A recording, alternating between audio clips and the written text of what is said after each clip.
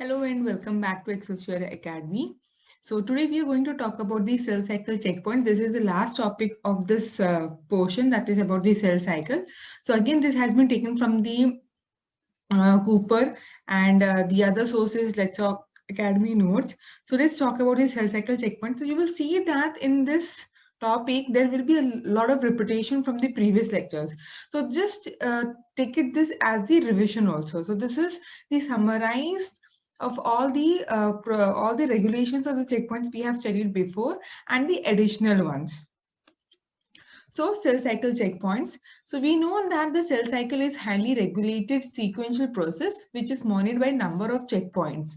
So we know that there are G1 checkpoint is there, then S phase checkpoint is there, then G2 to M checkpoint is there, and in under this also we are going to talk about the spindle fiber checkpoint. So all these checkpoints just in order to ensure that the cell is undergoing a proper regulated cell cycle so that it is able to prevent any damaged chromosomes being passed to their daughter cells. Okay, so the checkpoints control function in it is to ensure the incomplete or damaged chromosomes are not replicated and that critical stages of the cell cycle are completed before the following stages are initiated.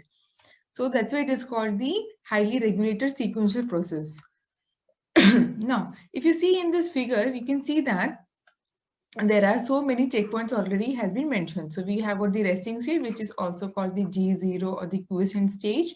Then if we start, so we need to start the cell cycle from here, that is a G1. So that is G1 checkpoint, which is going to check for the cell size, nutrients, growth factors and the DNA damage. Now suppose these are not present. So what will happen that time? Your cell will undergo G0 phase. Okay, or it can, or in other words we can say that it is not going to initiate the cell cycle. Now if suppose there is a DNA damage, it will not progress to the S phase. Okay, then we have got the DNA synthesis, then G2 checkpoint, which is going to check for the cell size and DNA replication, and finally during the M phase we have got this spindle assembly checkpoint, which is going to check for the chromosome attachment to the spindles. Now it is very important that each chromosome, now let us say that it is going to have 4 chromosomes. Okay, so we know that because of the S phase, it has got these sister chromatids. Now, it is very important for these. It is very important for the cell cycle to ensure that each chromosomes are attached to their kinetochore spindle fibers. Okay. Now, suppose it is not attached and it is just crossing the chromosome, then this particular cell will get arrested at the M phase. Okay. So it is not going to exit the M phase, or that means it is not going for the cytokinesis. So it will get arrested at that particular stage itself. Okay. So let's talk about these checkpoints in detail. So first one is your G1S checkpoint, which is also called the restoration of the start checkpoint, as in the case of the yeast. So DNA is replicated in the S phase. So this is what we have been learning from the previous lectures also. Now the cell cycle gets arrested in G1 phase of the if the DNA is damaged. Now this damage can be because of the UV irradiation or the gamma rays, or it can be because of any chemical modification, like for example the presence of bromouridine. Bromouridine is there, okay, and or otherwise we can have the acridine orange, okay. So these are nothing but the alkylating agents. So if they get inserted in between the DNA strands, it causes mutation or any other modification which will result in the arresting of the cell cycle at the G1 phase of the cell cycle. Yeah. So under normal conditions, the level of P53, so which is a transcription factor, it is present in low amount in a cell. But when the moment it detects that there is a DNA damage, the concentration or the expression of P53 increases.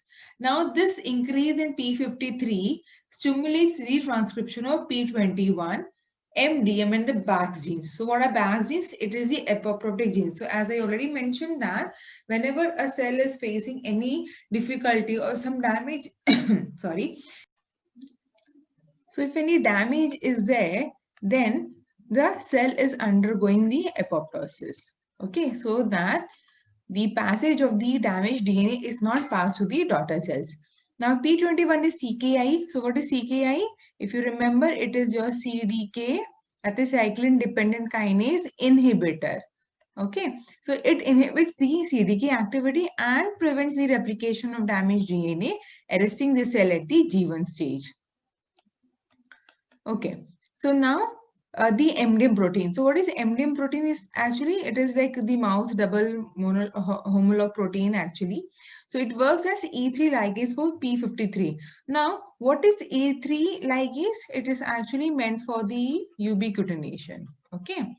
Now, if a protein gets ubiquitinated, you know that it is meant for then the proteasomal degradation. Okay, I just hope if you remember this and all. Okay, now it increases the MDM protein expression, which in turn degrade P53, thus providing a negative loop.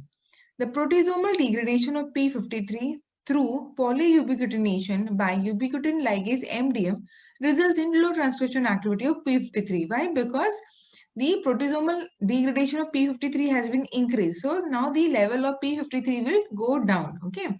Now, in case of extensive DNA damage, P53 will induce cell death by activating genes that are apoptotic signaling. So now what is happening? The DNA has been damaged. DNA damage is there. Then P53 level will get increased and thereby activating the BAX genes which is meant for the apoptosis. Okay. Now, there are different protein kinases like ATR, ATM, which detects the DNA damage. And about this, we have studied in the previous lecture that thereby they are actually activating the CHK1 and CHK2 respectively.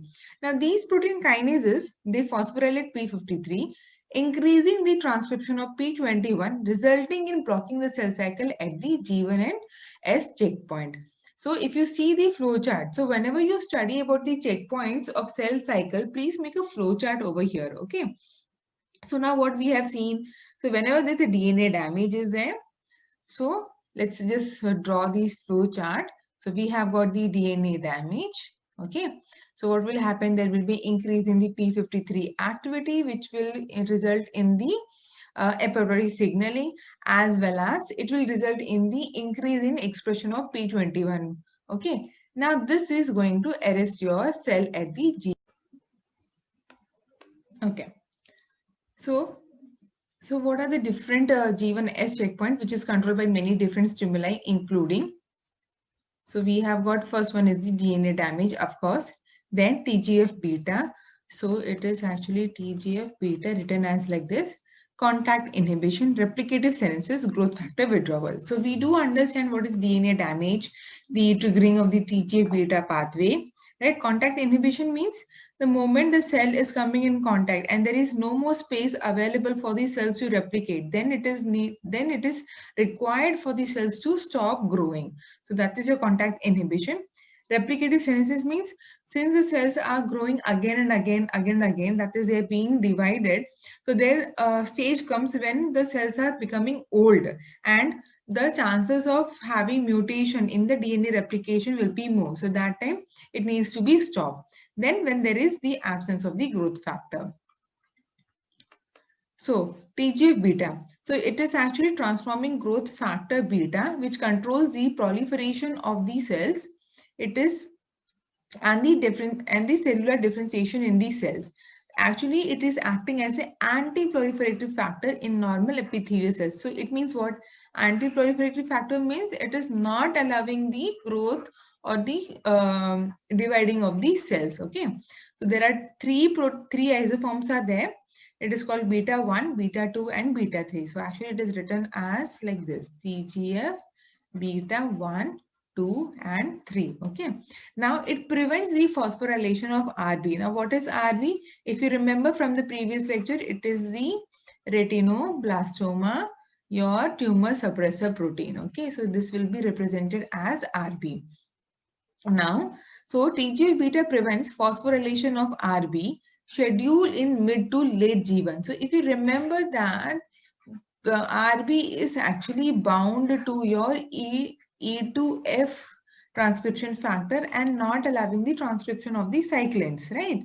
So once it gets phosphorylated, then this E2F is free for the transcription. Okay, so now what is happening over here? So so there is a DNA damage, right? So we have to stop the cell at the G1 phase. So this TGF beta will prevent the phosphorylation of RB. So there will be no phosphorylation of the RB, and hence the cells will be arrested in the late G1. So TGF beta, it also activates SMAD protein, which in turn activates CKI. So what is CKI? Again, cyclin dependent kinase inhibitor.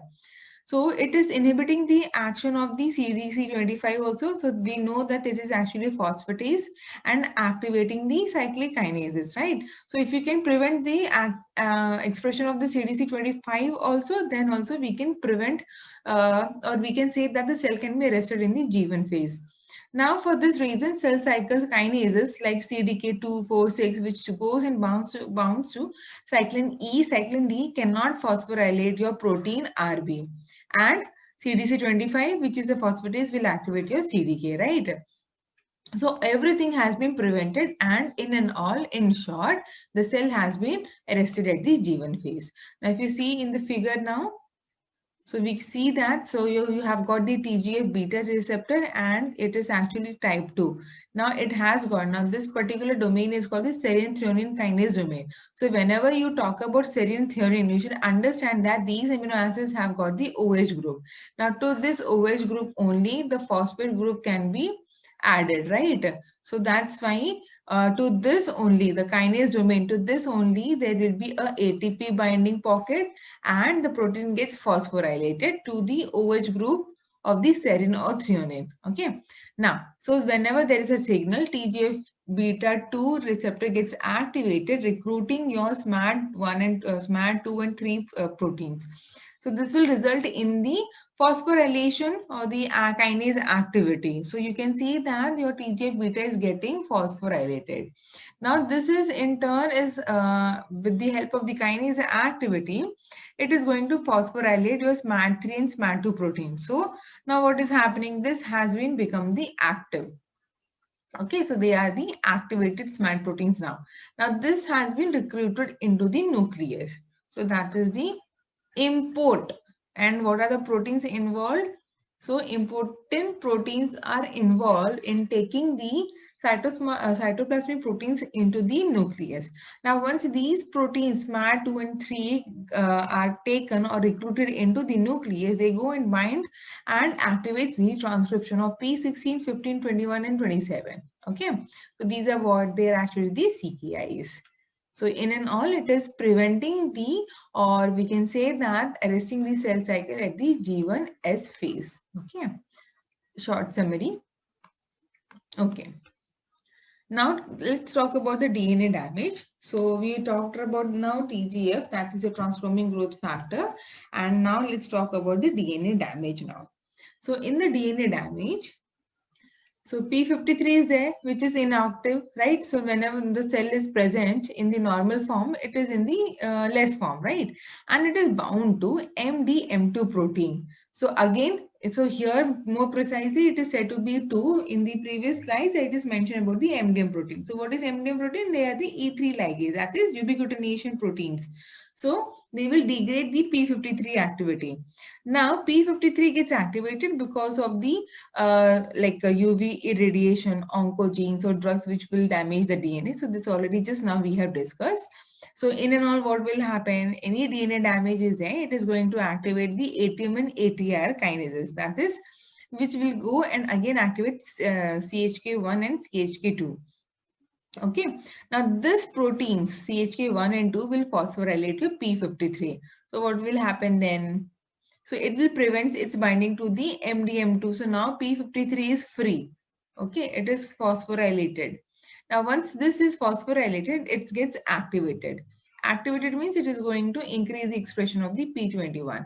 Now P21, which goes in binds to the complex of G1 as CDK and inhibits its activity. So finally what is happening? The entire P53 function is to arrest the cell cycle at the G1 phase again. Okay, so we know that P53 also inhibits angiogenesis. Now, what is angiogenesis? It is the formation of the new blood vessels. So, in the case of cancer cells, the P53 is mutated and there is an increased expression of the angiogenesis, and that's why it is very easy for the tumor to get the nutrition from the blood, because they themselves can generate the growth factors which is required for the angiogenesis. Okay, yeah. So you can see over here, so DNA is getting damaged because of the UV rays. So you can see that there is a damage. So in this case, it is the double strand break it is. Now, if you remember, if it is a single strand, then it is ATM. If it is a double strand, then it is ATR activation. So let us say that over here, these ATM, ATR proteins are getting activated, which is getting phosphorylated, and in return gets activating your CHK1 and CHK2. Again, they are the kinases. Now, these are going to phosphorylate CDC25, that is inhibiting the activity of the CDC25. What is CDC25? It is actually the phosphatase which actually activates the CDK1. Now, since this is phosphorylated, so what will happen? CDC25 is inactive. Now cannot activate CDK1. Okay. So this pathway has been closed. Now, since these are activated, ATM-ATR, that is going to activate your P53, which in turn will activate P21 and 1433 proteins. So these are then exported to the nucleus, and where it is also again inhibiting the activity of CDK1. So what is happening actually? It is just stopping or arresting the cell. Okay. So now again, since CDC25 has been inactivated, all this pathway is cancelled now, blocked. So you can see that it is so highly regulated that the activity of one particular protein is being controlled and regulated by the activity of the other proteins, and so on. So this is tightly regulated. So that's why it's not that only one or two proteins, when they get activated or mutated, they have got the outcome. There is always a check on a protein by another protein, and that protein will be again under the check by the some other proteins. So that's why we say that the cell cycles are under the highly controlled and regulated conditions. So now role of the growth factor. So already we have mentioned that if suppose there is a withdrawal of the growth factor, the cell cycle will again get arrested at the G1S phase. Okay. So for example, like IGF-1 and FGF2. So what are these? They are the insulin-like growth factor and the fibroblast growth factor. So both of these growth factors will enhance the activity of cyclin D and cyclin E binding to the CDK2 association. So we know that this is required for the progression from G1 to S. Okay, so IGF is required for G2 to M progression, whereas FGF2 also decreases the levels of the CDK inhibitor, that is your P27, belonging to the KIP1 family, associated with the cyclin E CDK2. Now, PDGF, what is PDGF? It is platelet derived growth factor. Let me write for you. So it is your platelet derived growth factor. Okay. So it induces the formation of cyclin D CDK4 complex, which goes and binds to the P27 and inhibiting its activity. Okay. So finally, what is happening? You can see that it reduces the level of the free 27. So you people shouldn't get confused. That's why if you can make all these checkpoints in the flow chart, then it becomes very easy for you guys to remember and understand and not getting confused. Like where we are talking about P21, what is P27 then all of a sudden. So where the cyclin A is coming, even though I'm always saying that in the G1, it is cyclin D which is coming first. Cyclin A comes in the M phase. So there is a chance, a high chance that you might get confused. So that's why it's better whenever you're listening to the videos, learning, please make a flow chart. Now let's talk about the RB. So already we have talked about RB. This is just like a summary, or you can just say for the revision. So it's a tumor suppression protein, and it is expressed throughout the cell cycle, but it is remaining in the phosphorylated form. Okay. So whenever there is a DNA damage, the RB is getting unphosphorylated, and that is the anti-proliferative. So it inhibits the transcription of the genes that is required for the cell cycle progression, that is cyclin A. Okay, so we know that RB proteins, they go and bind to the E2F family of the proteins, which are the actually transcription factors. So the transcription activating complex of E2 promoter binding protein dimerization partners, it is actually pushing into the S phase. That is, it is making ready the cell for the DNA replication. Okay. Now, when protein RB is bound to E2F, it is actually suppresses, right? So there is preventing the progression of the cell cycle. Now, this complex of PRB E2F DP complex, it will also attract your HDAC. What is HDAC? It is histone deacetylase protein, which will attract or which will be recruited towards the chromatin. Okay. Now, since HDAC modifies the chromatin to closed state through deacetylation, transcription is totally repressed. So none of the protein or none of the gene will be expressed in the form of the transcription and the translation. So at that time, when the chromatin has been suppressed, is suppressed, so none of the activities will be possible. Okay, so now, phosphorylation of retinoblastoma, it allows E2F DP to dissociate and finally it becomes active. Now, when the elongation factor 2 is free, it goes and increases the expression of the cyclins and finally pushing the cell into the cell cycle by activating the CDKs, like for example, proliferating cell nuclear antigen, otherwise called PCNA also. Now, this is going to speed the DNA replication and repair by helping and attaching to the DNA polymerase. So what is happening? So your RB gets phosphorylated and this is getting phosphorylated. So since it is phosphorylated, it cannot be associated with this complex. So now your elongation factor is free. So the cyclins will be getting the transcribed and the cell cycle is moving to the next phase. So if any damage is there, it will also be repaired with the helping the DNA polymerase. Now the amplification or overexpression of cyclin D and CDK4/6 or the loss of this inhibitor causes increased RB phosphorylation. So it will be inactivation of the RB and finally this leads to the tumors. So this happens only in the case of the cancers. So this is the overall summary of what we have discussed so far about the retinoblastoma. So it is an association, it goes and binds with the elongation factors. So we know that it is present in the elongation factor. So this is now inactive form. So once it gets phosphorylated, your elongation factors are free and it will help in the progression of the cell cycle. Okay. Now coming to the G2M checkpoint. So now in this checkpoint also, if suppose again there is a DNA damage, so the entry to mitotic phase will be restricted. So as we have mentioned before itself, the DNA damage will induce the activation of ATM and ATR pathway, which will eventually activate the it will activate the activity of the CHK1 and the CHK2 kinases. Now when they get phosphorylated, they will phosphorylate CDC25. So we know from the previous that CDC25 is actually your phosphatase, right? So its activity will be inhibited. And thus it will be promoting its binding to 43-3 protein to sequester it in the cytoplasm. So overall what we are studying is that whenever there is a damage to the DNA, so at each checkpoint, it is just making sure that the cell is not undergoing mitosis or it is preventing mitosis so that the damaged DNA is not passed on to the daughter cells. Now, once the P53 is activated, it will activate the P21. And both P21 and 14-3 proteins will further inhibit the CDK1 cyclin B complex and it will sequester the CDC2 in the cytoplasm.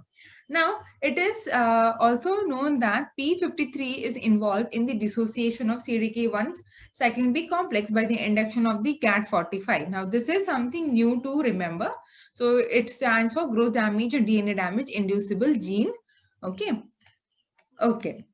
So, now the last checkpoint is the spindle assembly checkpoint and progression to the anaphase. So in this, from the title, it's sorry. So from the title itself, it's very clear that it is saying that so all the spindle fibers have been attached to the chromosomes.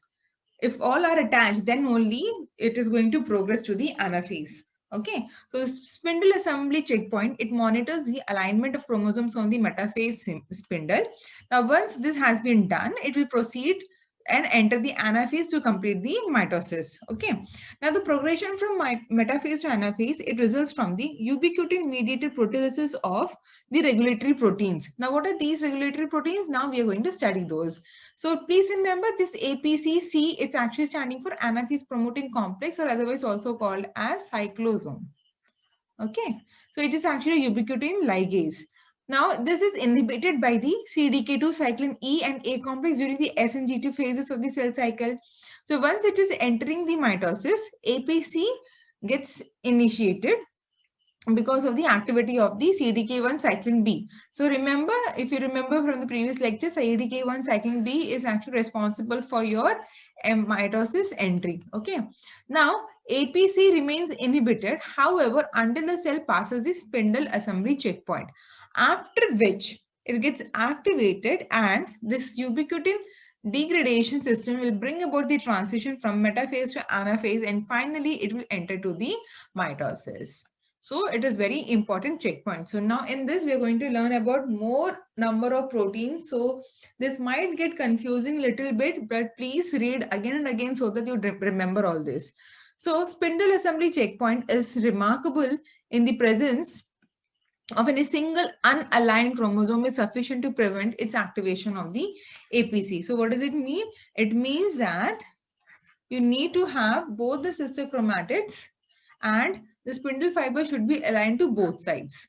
Okay, so each spindle fiber, so all the spindle fibers need to be attached to these sister chromatids. If suppose by chance any of the spindle fibers are not attached to these kinetochore, then the cell gets arrested at that particular phase, that is your G2M phase, arrest of the cell cycle. Okay. Okay, so the checkpoint is mediated by a complex of proteins. So it is called mitotic checkpoint complex, or MCC. It is formed at unattached kinetochores and inhibits the APCC activity. You can see that. So we have got the centromere present over here. Near to that, we have got the kinetochore.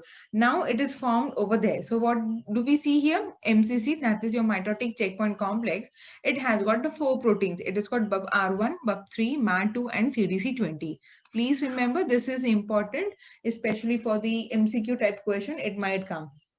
Now this MCC complex, so you can see 1, 2, 3, 4 proteins are there and it is bound with the APCC. So your APCC is remaining inactive. Okay.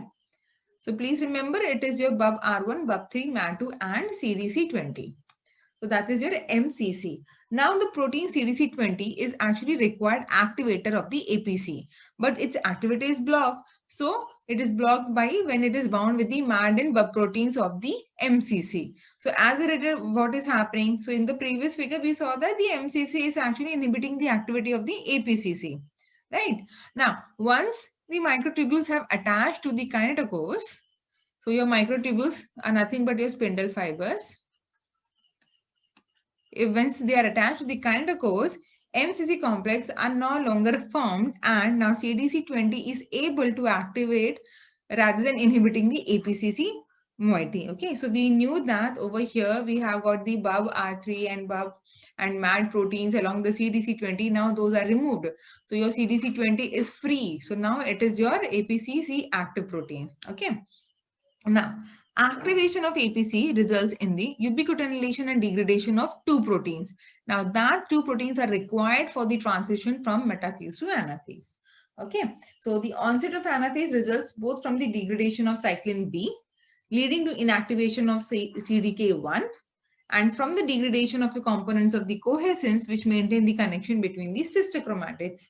Okay, so what they're saying over here is that, so once your APC is activated, okay, it is going to degrade your cyclin B.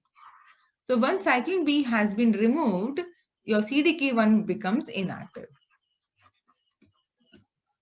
Now it is also going to remove the it is also going to tag the securin protein.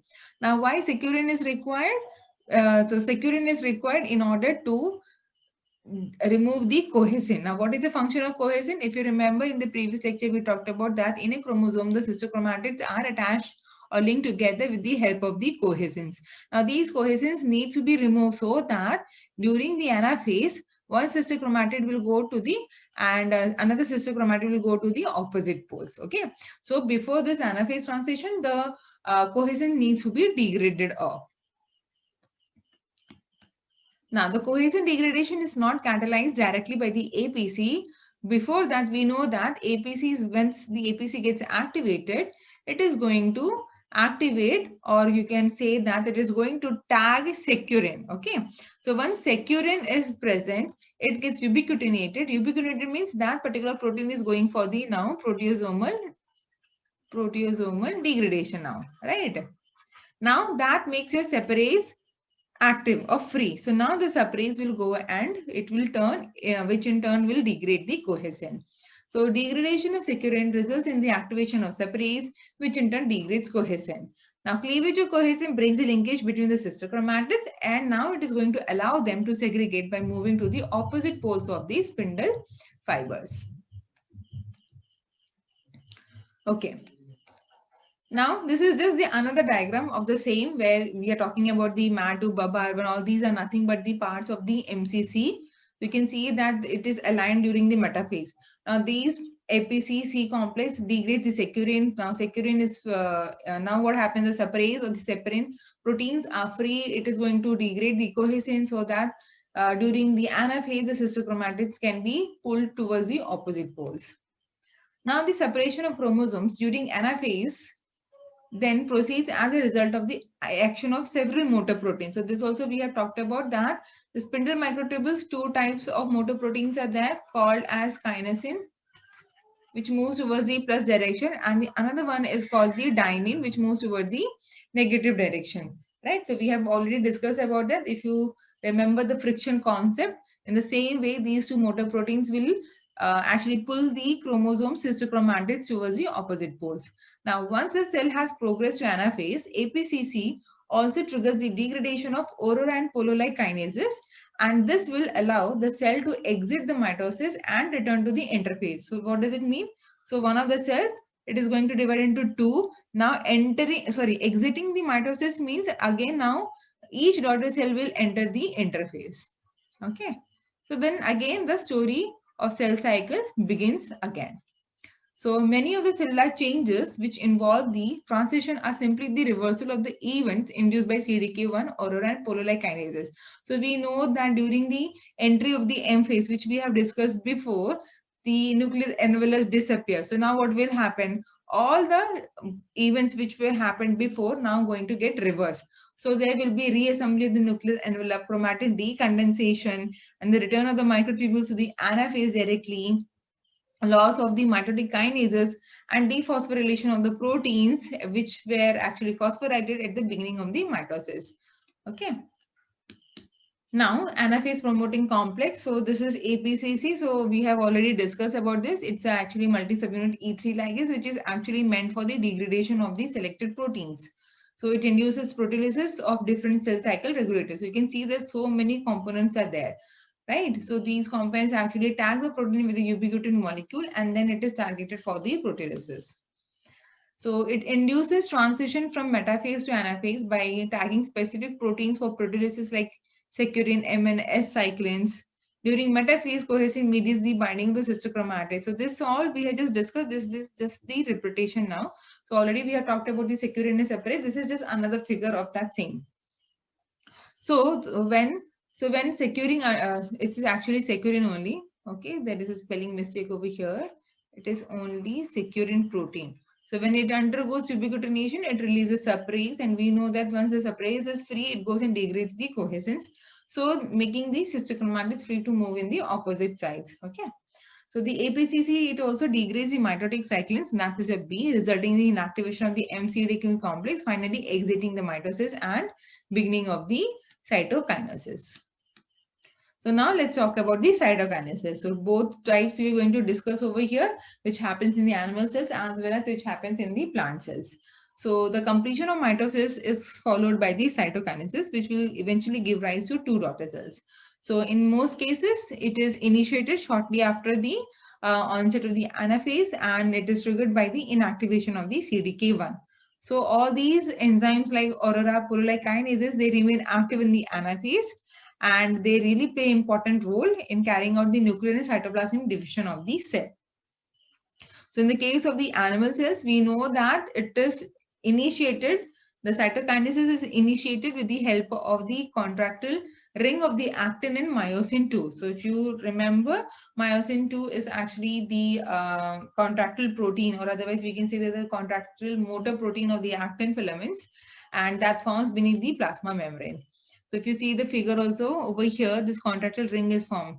So this is happening because with the help of the actin and the myosin 2 proteins. Now the formation of this ring is activated by aurora and polo-like kinases at a location determined by the position of the mitotic spindle.